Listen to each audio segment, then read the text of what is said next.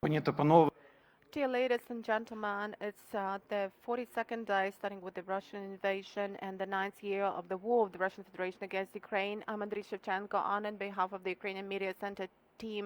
I'm welcoming all the journalists who keep telling the world about our fight for freedom. And today we have two special guests. And let me invite to the stage Ruslan Stefanchuk, the chairman of the Verkhovna Rada of Ukraine, and Tini Cox, the president of the Parliamentary Assembly of the Council of Europe.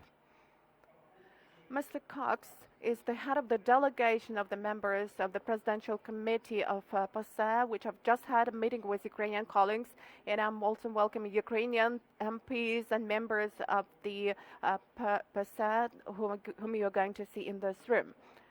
With no further delays, let me give the floor to our speakers, Mr. Ruslan Stefanchuk, the chairman of the Verkhovna Rada of Ukraine. Thank you. I'm really happy to be staying today in this beautiful, picturesque, and mostly peaceful city of Lviv. This is kind of a new sense, something I've already forgotten, and I would really like all of us to be staying together and for all of our citizens throughout Ukraine to really feel peace again, and that's why we are communicated at different levels. And today I've arrived here for one day to have a meeting with Mr. President of the Parliamentary Assembly of the Council of Europe, Mr. Tini Cox, and also to discuss the things which are of utmost importance for Ukraine in the context of gaining peace. I have expressed my gratitude to the Parliamentary Assembly of the Council of Europe as to one of the most important contributors, one of the most important organizations that has made one of the most noticeable steps excluding the Russian Federation from its membership. And I've already expressed my gratitude on behalf of our country, and I've also expressed the opinion that this is just the first step, and then we will think it over how we could jointly tackle this situation with what is happening here in Ukraine and what we need to stop the war and to rebuild Ukraine. Let me express my personal gratitude to Mr. President Tini Cox for his standpoint, because it was under his insistent supervision and his insistent attempts, we got the processes that were launched on the 14th and the 15th of March as far as exclusion of the Russian Federation is concerned, and we have come to mutual understanding of all the issues, and we have discussed it that Ukraine used to be, is, and will remain the country which fully complies with all the ideals, all the principles of international law, which fully perceives and accepts the laws of normal coexistence that are global laws, and Ukraine is now the country that is fighting for peace in its territory. We have also come to an agreement, and I guess that Mr. Cox will confirm this, that today what is happening in Ukraine, in the center of Europe, in the 21st century, cannot be called in any other way as a brutal war. It was 2 days ago that I went to Bucha, to Irpin. I went there, MPs went there, representatives of all factions and groups, and the president went there. And what we saw with our own eyes can be described only by one global notion: genocide. The genocide is when people are killed because they are Ukrainians. But the most impressive thing for me is not just the facts that we saw, but what we read on that very day. I mean, this program article which was published in RIA Novosti. This was the article about what Russia should do to Ukraine. That is the Russian Mein Kampf, and we cannot treat it in any other way. And I've just expressed my remark in my statement that we need to be united here, because any other country could possibly be in the place of Ukraine, any country of Europe. So let me express my gratitude once again to you for your support, for your understanding, and we need to pave this way together. Ukraine is really open. Ukraine confesses the values of peace and international relations, and I guess that it is today. By your example and the example of the Parliamentary Assembly of the Council of Europe, we need to show the whole world that it's high time that we made great decisions and we gained great victories. So let me express my gratitude once again. Please, the floor is yours, Mr. President. Thank you very much, Mr. Speaker, for inviting us as the first delegation of the Council of Europe, of which Ukraine is a proud member, to come to your country and to have discussions with you as the Speaker of the Parliament and with your parliamentarians about what is happening here and in which way our organization, the Council of Europe, Europe's oldest and largest treaty-based organization, can be of help to your country. I'm always glad when I'm in Ukraine. I've visited your country many times, but it's so sad that I'm now here under these circumstances, as you said yourself, Mr. Speaker. And I offered the Speaker, on behalf of the Council of Europe, our condolences with all these thousands of people who have already died, with all these people who have been injured. And we are really so worried about all these millions of people who had to seek shelter somewhere else in Ukraine or across the borders. 4.5 million of your citizens have already sought shelter somewhere else in Europe. I am sad that I am here under these circumstances, but I am glad that we are able to discuss with the Parliament of Ukraine, even in a situation of war, how we can cooperate to rebuild your country. To end the war is already an enormous thing for you, and I wish you well, Mr. Speaker, and your President. But then, if and when the war ends, the country has to be rebuilt, and that will be, again, an enormous challenge. The Speaker said that the Council of Europe was the first European organization that decided to expel the Russian Federation, and indeed we did. We were not able to take that kind of action in 2014. This time we were able, both the representatives of the governments in the organization and the representatives of the parliaments, to come together and to say, if a member state of the Council of Europe invades another member state and starts killing civilians, this is a red line that cannot be crossed. If you cross it, there is no place for you in the Council of Europe. It was a unique decision that we expelled a member state, but at the same time, as I told the Speaker, it was a simple decision. If in an organization that goes for the pursuit of peace and European cooperation, a member state says, but I am entitled to invade a neighboring state with the goal to destroy that state and its citizens, then it's end of the story. So this time, the Council of Europe, united with the Committee of Ministers, with the Secretary General and with the Parliamentary Assembly, was able to suspend Russia within 3 days and to expel the Russian Federation within 3 weeks. That was a sad decision because we want to unite all states in Europe.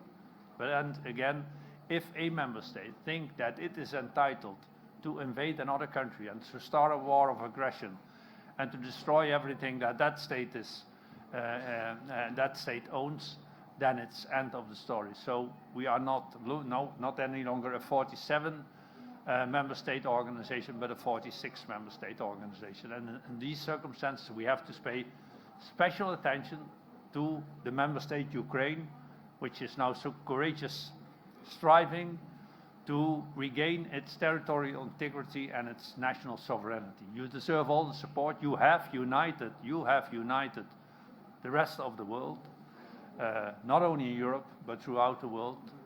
I give you my compliments for that, and I offer you all the support that we, from the Council of Europe and its Parliamentary Assembly, can offer to you. And this is my first visit after the war was started. It will surely not be my last visit. We will send many rapporteurs to come and help you in rebuilding your country.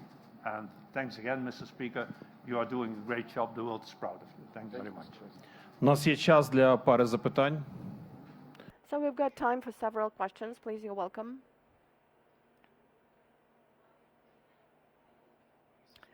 Let me ask you in English. I'm Mateusz Chłystun, journalist, Polish Radio, RMF FM. I would like to ask you, what are the most important for you, I mean, support from European Union, also from my country? What do you need the most as a country now? Is it political support, weapon, humanitarian aid? What's the most important now?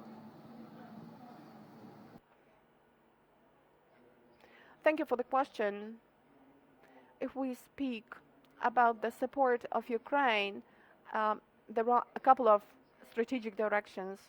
The first direction is the overall military support of Ukraine. That's why we badly need weapons, which is defensive weapons and also offensive weapons, because it's clear that if we judge by the number of military vehicles and soldiers and munition, unfortunately that side is dominating. They have much more than we have. But that's not about what we say about the quality. Our quality is higher. But anyway, we do understand that this quality should be supported by munition and weapons. That's why the first issue is support of Ukraine in terms of weapons. The other issue is definitely financial and humanitarian support of Ukraine, and I'm really grateful to Poland because your country is doing a lot for Ukraine. We can just compare the figures in terms of the people who have found some shelter in Poland, and I guess that this is the largest number of people if we compare it with all the other countries that have provided shelters to Ukrainians. So let me express gratitude to our Polish friends once again. Besides military, financial, and humanitarian support, we also need political support in terms of sanctions. That's why it's important for Poland and for the other EU member states and the US and Canada, other countries of the world, keep to the same sanctions policy. It's important to inflict an painful economic blow on Russia for it to stop the military machinery that within which it has started its war on Ukraine. We know that the fifth package was adopted yesterday, but we would like to have it expanded, not selective, but full cutting off from SWIFT, full embargo, not only as far as coal is concerned, but also as far as oil and gas and other energy carriers are concerned, because every ton of oil sold contains some drops of blood of Ukrainian soldiers and Ukrainian civilians. We need to realize this. We need to realize that the economy cannot prevail over safety and security of the world. That's why it's important for us to get this unity in terms of sanctions support. And if we really apply all those sanctions, probably the situation could change in a qualitative way. We can already see some qualitative changes, but final qualitative changes could change only after that. So I would urge you not to stop. Any other questions? Я поставлю запитання, поки готується. Let me ask the question. As a result of today's discussion, what are the mechanisms of influencing the situation have you found in that toolkit of the Parliamentary Assembly of the Council of Europe for the future? Ми говорили про Well, we discussed the situation and we mentioned that it's really important for us to maintain the dialogue as far as those three directions I've mentioned are concerned. Also, it's really important for us to realize that in spite of having a certain discussion now, both in Europe, both globally, the only word that we should voice now is the word unity. And you can see that we demonstrated, as exemplified by the Ukrainian parliament, because all the sessions we have had are based on consensus. All the decisions are being discussed and they are taken in the parliament to gain peace as quickly as soon as possible. And we have had a discussion with our colleagues. We are members of the parliamentary structures, entities, and we realize how difficult it is to reach a consensus within any parliament, but we will try to do this because our goal is really worth doing this. And beside that, we have come to agree on the establishment of special commissions And I have asked the Parliamentary Assembly to establish a special commission that could go to the places, to combat area, to the places where the massacres and the attacks happened. And that's what we are doing in the Verkhovna Rada of Ukraine. So we have come to an agreement that all the services and mass media of the parliament would go to the places where the crimes were committed and will record this material. Here is another thing. I've addressed the speakers of all the parliaments included into the Council of Europe via my colleague. I made this proposal 2 days ago and I've repeated it today. I'm inviting all of you to Ukraine, to Kyiv. I'm inviting you to Bucha, Irpin, Borodyanka, Vorzel, Hostomel. Let's go there together. Let's go along the itineraries where the crimes against the Ukrainian people were committed, and you will see it by your own eyes and you will know what to do with this. We need to do our best never to have such things repeated again. This slogan, never again, was voiced in 1945, but it seems that a lot of people have forgotten this slogan by 2022. We have to renew this slogan. And I always conclude with the following words. We will never forget. We will never forgive anyone. We will restore and rebuild everything, and we will do our best for this never to happen again. Thank you. If I can add to the words of the speaker, indeed, the Council of Europe was founded in 1949 to let it never happen again. It was just after the Second World War when Europe decided that the only way forward for the continent would be to unite it instead of divide it, because division always leads to tragedies. The bad thing is, of course, that it did happen again. We had Srebrenica and we had other wars, and now we have a brutal war of aggression from a former member state against another member state. So the international community was until now not able to prevent it, and that should give us this should give reason to rethink. We agree that this is the first visit of the Council of Europe after the start of the war, but many other will follow. We will send our rapporteurs to see if and how we can be of help to rebuild your country. Because as I said it in my introductory remarks, when Ukraine joined the Council of Europe now 27 years ago, I think, it said that it wanted to be part and parcel of an organization of democratic states based on the rule of law and with respect to human rights.